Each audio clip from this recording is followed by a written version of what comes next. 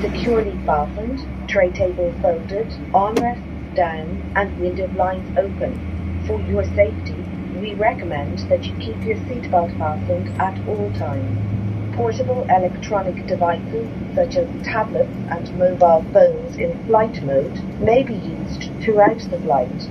Please select flight mode now and hold your device securely or place it in a pocket. If your device or its battery is damaged, hot, produces smoke, is lost or falls into the seat structure, please inform the cabin crew immediately.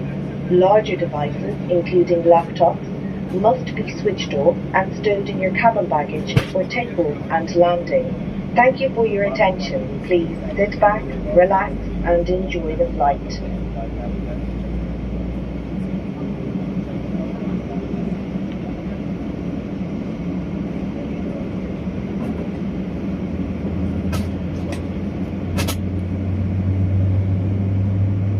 Pedimos a sua total atenção para as instruções de segurança deste avião.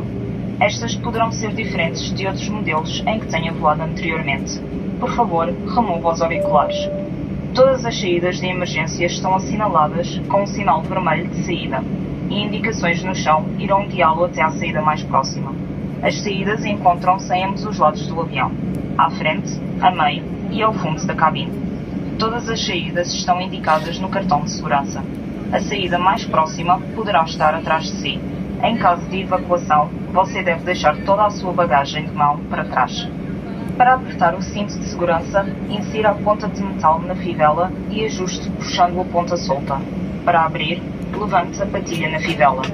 Não esqueça que já tem 8 saídas de emergência e também no caso de uma saída de descompressão, por favor, não se esqueça de retirar a máscara facial antes de utilizar a máscara de oxigênio. Obrigado. Ladies and gentlemen, to remind you once again that your line is allocated in the panel above your heads on the section of passengers as we inform otherwise of cabin crew. This aircraft will find 8 emergency exits, and finally, in case of a sudden decompression, please don't forget to remove your facial mask before you use the oxygen mask. As well as shortly redeeming the cabin lights for takeoff, if you show the lights, you'll find the panel above your heads. Thank you. E apenas também para informar que, como estamos a voar em grande altura, iremos medir a intensidade das luzes da cabine, desejar uma luz de leitura por presença e encontrar um meio de saída painel superior. Obrigado.